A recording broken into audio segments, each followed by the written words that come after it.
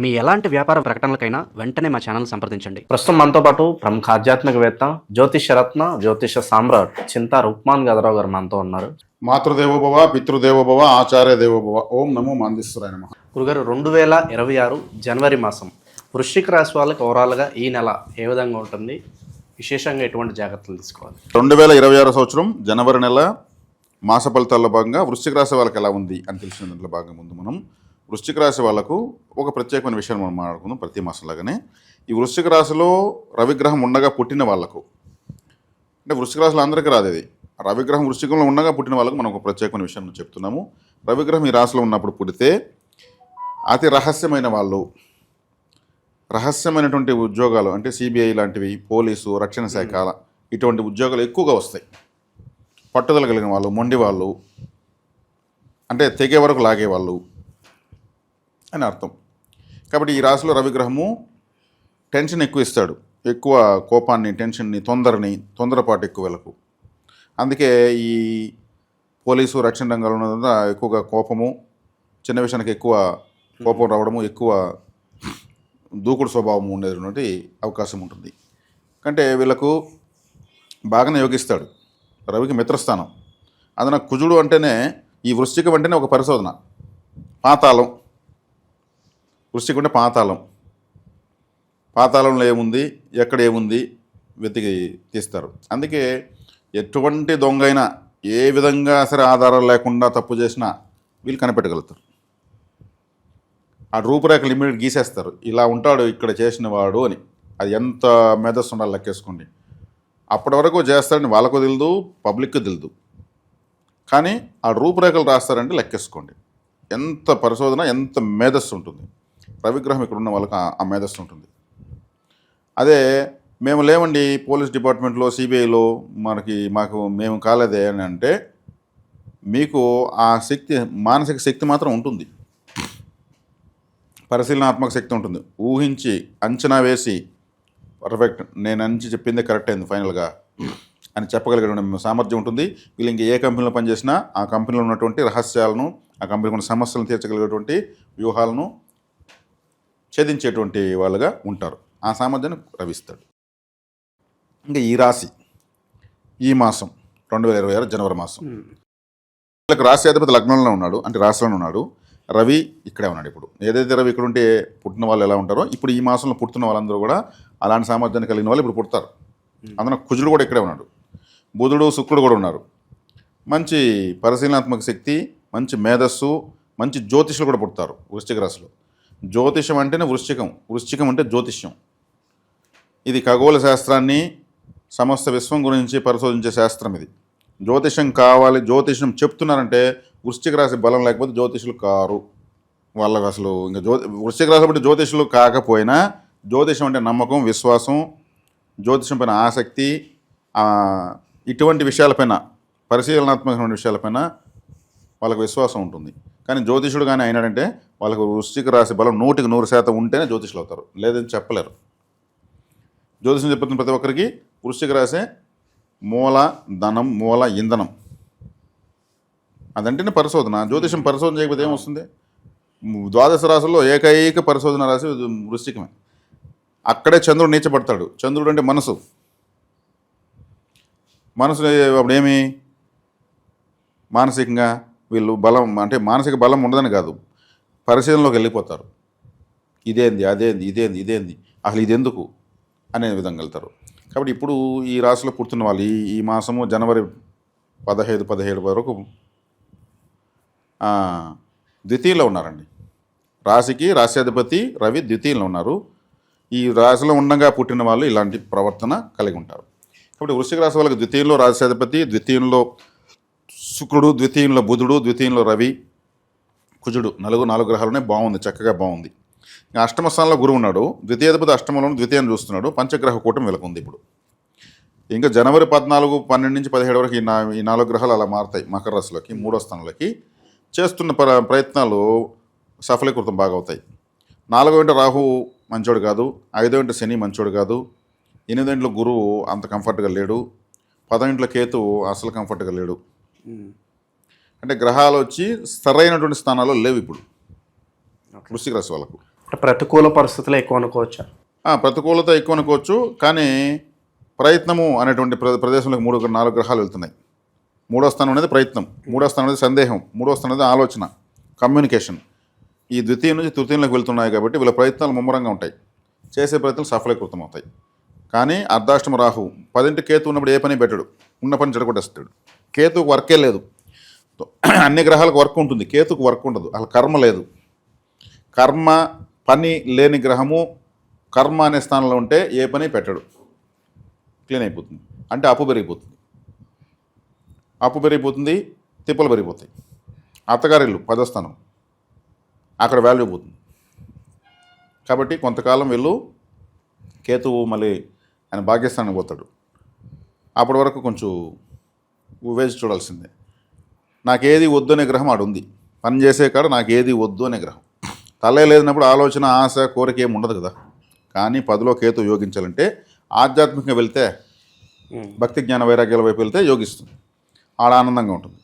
కాబట్టి వీళ్ళ ఇష్టదైవము, కులదైవము, ఆరాధన దైవము ఇట్లాంటి దేవతలను ఆరాధించడం వల్ల కేతువు నుంచి రిజల్ట్ వస్తుంది. పనిలో చేసే పనిలో అభివృద్ధి ఉంటుంది.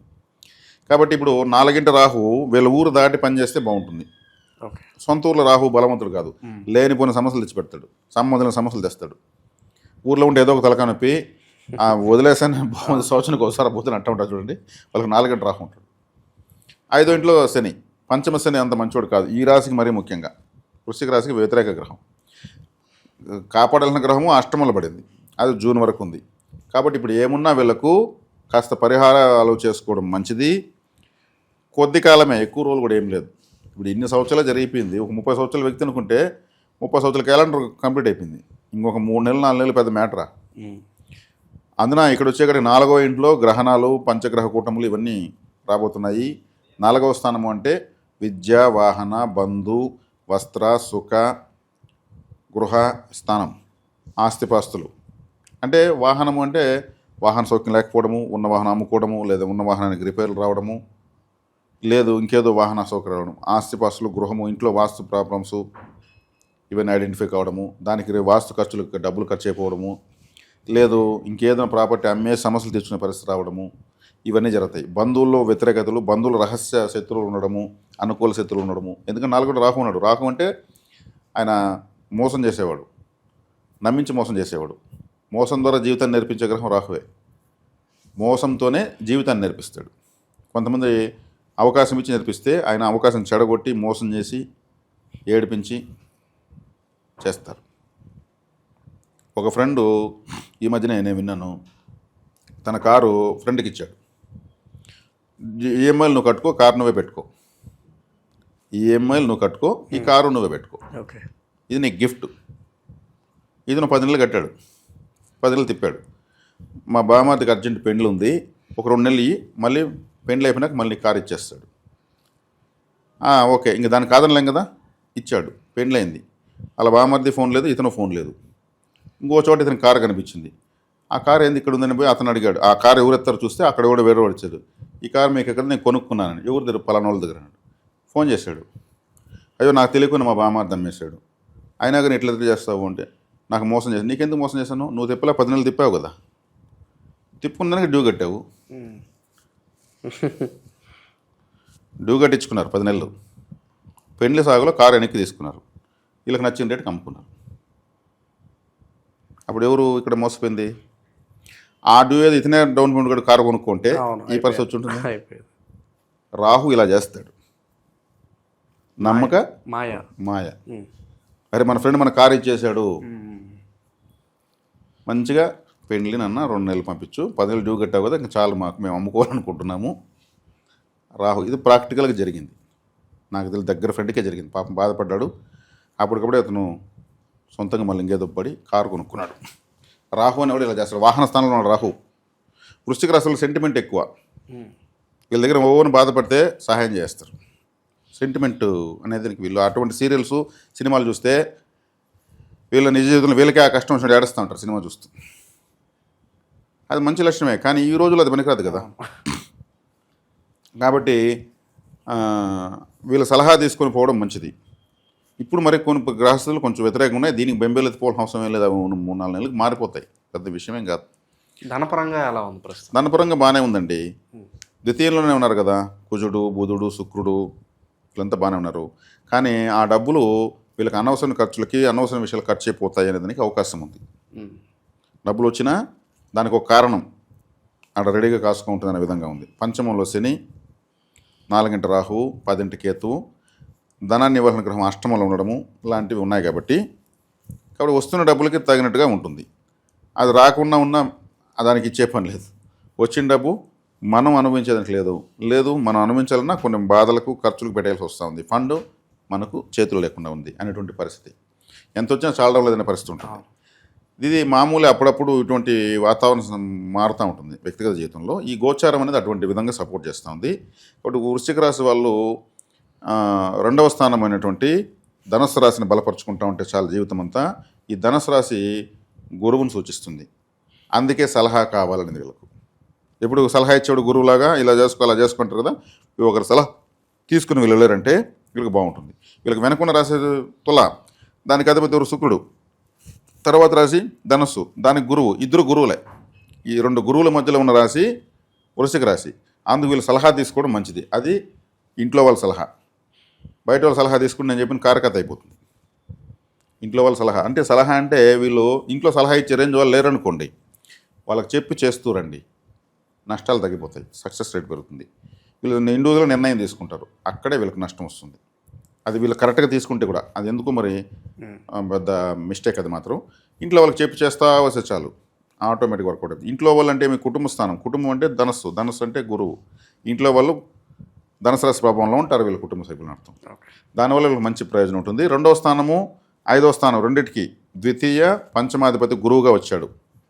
ద్వితీయ పంచమాధిపతి గురువుగా వచ్చిన ఏకైక రాశి వృశ్చిక రాశి.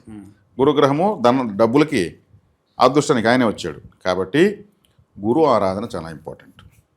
గురు రాఘవేంద్ర స్వామి, గురు దత్తాత్రేయ, గురు దక్షిణామూర్తి, రమణ మహర్షి, రామకృష్ణ పరమహంస, వివేకానంద స్వామి, మహావతార్ బాబాజీ, ఇంకెవరైనా మనకు నచ్చిన గురువుల్ని, ఆ పుట్టపర్తి సాయిబాబా, సత్యసాయిబాబా, వీళ్ళంతా కూడా గురువులు అనేటువంటి స్థాయిలో ఉన్నవాళ్ళు. ఇంకా వేరే మతంలో ఉన్న వాళ్ళు కూడా వాళ్ళకి తెలియకుండా ఈ విధంగా ఉంటే వాళ్ళు అక్కడ వాళ్ళ గురువు ద్వారా పోతా ఉంటే వాళ్ళకి సక్సెస్ ఉంటుంది. కాబట్టి వీళ్ళు నిత్యము గురు ఆరాధన చేసుకోవడం చాలా మంచిది. సక్సెస్ అనేది ఉంటుంది. సక్సెస్ నిజంగా బ్యాడ్ టైం ఉన్నప్పుడు కూడా వీళ్ళు కాపాడబడుతుంటారు. ఇది వీళ్ళకి సక్సెస్ పరిహారం. రాశికే మొత్తానికి నేను చెప్తాను, తర్వాత రాశిని బలపరచడం. కాబట్టి వృశ్చిక రాశి వాళ్ళు ఎక్కువగా రక్షణ రంగాలు, రహస్యమైనటువంటి గూఢచర సంస్థల్లో ఉంటారు. ఏదైనా పరిశోధన సైంటిస్టులుగా ఉంటారు, జ్యోతిష్యులుగా ఉంటారు. వృశ్చిక రాశి బలం ఉన్న వాళ్ళందరూ జ్యోతిష్యులు రాశిలో పుట్టాల్సిన పనిలా. ఇప్పుడు నేను మిథున లగ్నము తులారాశి అండి నాది.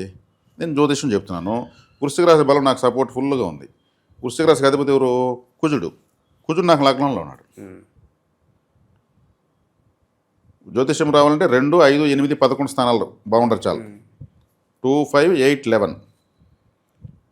మరి నాకు కుజుడు నేను లగ్నంలో కూర్చున్నాడు. 2లో శుక్రుడు ఉన్నాడు, 5లో చంద్రుడు ఉన్నాడు, 11కు కూడా నాకు మిథునానికి 11కి మేషం కుజుడు మళ్ళీ ఇక్కడే ఉన్నాడు. కాబట్టి జ్యోతిష్యం వచ్చింది. ఇది ఎవరికన్నా నేను ఇప్పుడు చెప్తున్నది ఎవరికైనా వింటున్న వాళ్ళకి కూడా ఉంటే వాళ్ళు జ్యోతిష్యం పట్ల పరిశోధన చేస్తే జ్యోతిష్యులు అయిపోతారు. వాళ్ళు ఏం చదవాల్సిన పనిలా, పిహెచ్డీలు చేయాల్సిన పనిలా.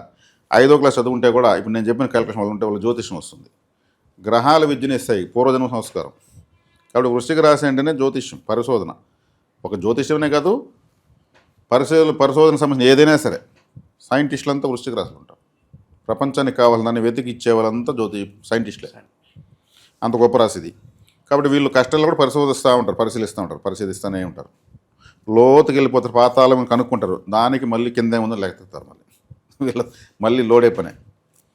ఆకాశంలోకి వెళ్ళారంటే ఇంకా వెళ్తూనే ఉంటారు. సముద్రంలో కింద లోపలికి వెళ్తూనే ఉంటారు. ఆ పరిశోధన మరి ప్రపంచాన్ని మర్చిపోతారు. అలా మర్చిపోయి చేసినప్పుడే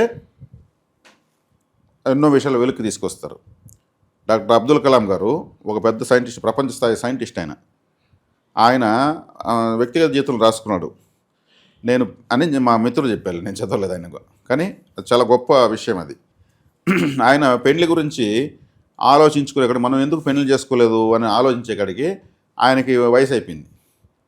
అంటే అప్పుడు మనం ఎందుకు ఆలోచించలేదంటే పెళ్లిడు వచ్చినప్పుడు ఆయన పెళ్లి విషయం మర్చిపోయి పరిశోధనలు చేసుకుంటున్నాడు. పరిశోధనలో పడి తన యవ్వనం అనేది కూడా గుర్తులేదు, మర్చిపోయి పరిశోధన చేసుకుంటూ ఉండిపోయినాడు. ఎట్టుంటుంది లెక్కేసుకున్న ఆ పరిశోధన. ఈరోజు ఒక యవ్వనాన్ని మర్చిపోయి పరిశోధన చేసేవాళ్ళు ఎవరైనా ఉన్నారు. అందుకే ఆయన ప్రపంచ స్థాయి గొప్పవాడాడు. నాకు ఇంకా ఆ వయసు దాటిపోయింది, నేను ఇంకా అప్పుడు గుర్తుపెట్టుకోవాల్సినప్పుడు మర్చిపోయాను. అట్లా ఈ పరిశోధనలు, ఈ జ్యోతిషులంతా తమను తాము మర్చిపోయి పరిశోధన చేస్తేనే జ్యోతిషమైనా వస్తుంది, ఇంకోటి కూడా వస్తుంది.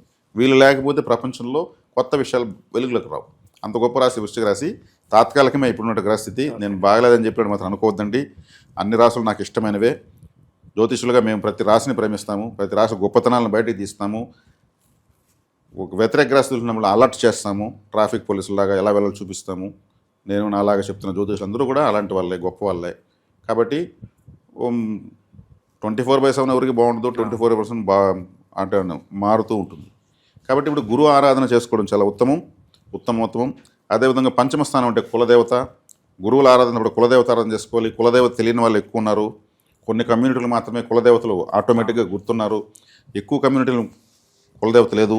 కాబట్టి ఈ కులదేవత ఆరాధన చేసుకునే వాళ్ళు,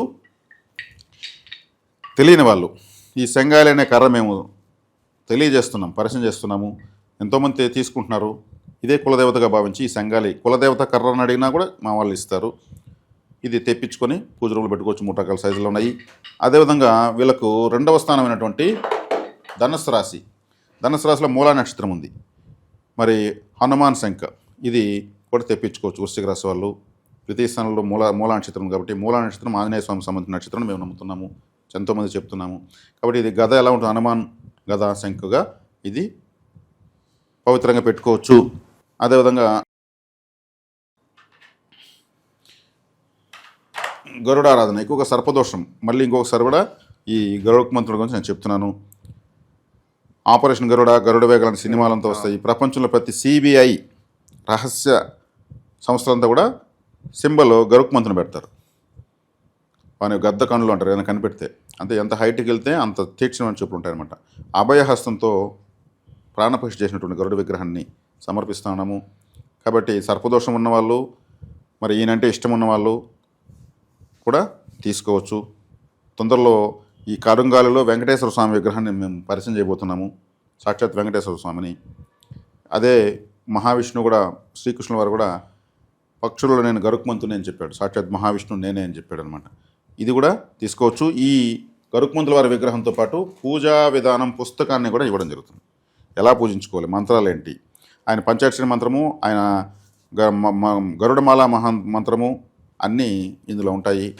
మేము ఇస్తున్న ప్రతి వస్తువుకి లక్ష్మీ కుంకుమ, విభూది, కుబేర కుంకుమ, ఈ గరుక్మంతుల వారికి హోమ భస్మాన్ని కూడా ఇస్తాం. ఇన్ని కూడా శాస్త్రోక్తంగా చేస్తున్నటువంటివి. ఎందుకంటే ఊరికే చక్కలు చెక్కేసి ఇవ్వడం అనేది కరెక్ట్ కాదు. దేవతా విగ్రహాలు అలా చేయకూడదు. కాబట్టి ఇవి క్లుప్తంగా సూచనలు, సలహాలు, జాగ్రత్తలు వృశ్చిక రాశి వాళ్ళకు. ఓవరాల్గా వృశ్చిక రాశి వాళ్ళకి జనవరి అంతా ఏ విధంగా ఉంటుంది, ఎలాంటి జాగ్రత్తలు తీసుకోవాలి, చాలా బాగా వివరించారు. ధన్యవాదాలు సార్.